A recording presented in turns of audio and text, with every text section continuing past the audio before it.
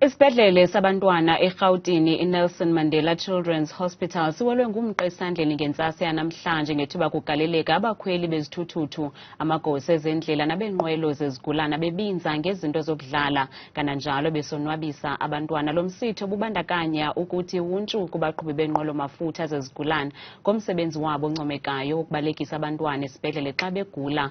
Oku kuza nje phambi kokuba kubhiyozelwe usuku lwabantwana kweli kwinyanga ezayo. Ukugaleleka kwezithuthuthu neenqwelo mafutha ezithwala izigulane ziphahlwe ngamagosa ezendlela bathe jize abantwana ngezipho.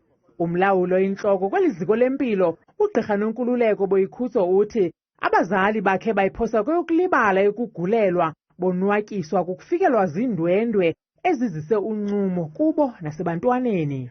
Siyabathanda kakhulu abantu abasizayo, abantu abadrayiva ama-ambulance abasizayo noma silimele basilande emakhaya noma sigula. For abazali babantwana bethu ilanga lanamhlanje lithi siyanibona, siyanithanda, siyanicabanga njengoba nihamba le ndlela le yokugula sinani futhi. Umququzeleli akawuvala umlomo, intsebenziswano nabo benze Lomsitho ube kwizinga eliphezulu watsho isithi unothando olunzulu lwabantwana. In South Africa, people don't appreciate these people enough. And then obviously kids, sick kids, any sick person, they're very close to my heart. So the charity of Nelson Mandela Children's Foundation and the hospital is partnering up with Harley-Davidson Mzansi every year. Abaqhubi beenqwelo mafutha zezigulane bengqinelwa ngabezithuthuthu bavakalise imincili kukubulelwa ngomsebenzi wabo abawenza bangabi namkhinkqi.